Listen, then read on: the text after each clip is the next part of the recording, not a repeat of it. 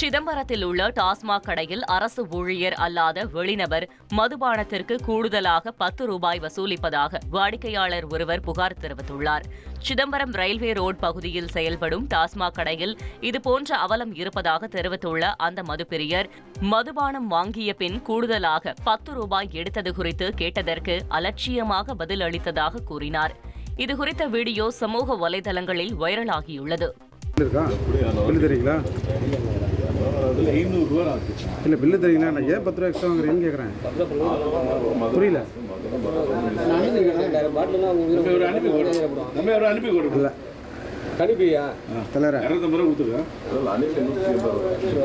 இல்லை நான் அதை சொல்ல 10 ரூபான்னா அது தெரிஞ்சாலும்னா ஓகே.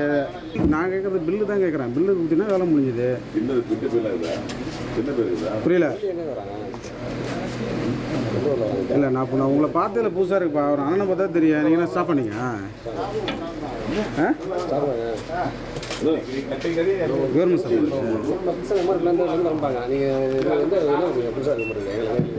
இல்லை நான் உங்களை நான் புதுசாக அதை பார்த்தேன். நான் அதுதான் கேட்குறேன். நான் எல்லோரும் அவங்களாம் தெரியும், நானும் அவரும் தெரியும். பில்லும் தர மாட்டீங்க. சரி ரைட்டு. சரி அதை தான் சொல்கிறேன். சரி. சென்னை அருகே ஆவடியில் மக்கள் பயன்பாட்டில் இருக்கும் தரைப்பாலம் எந்நேரத்திலும் உடைந்து விழும் அபாயத்தில் உள்ளது.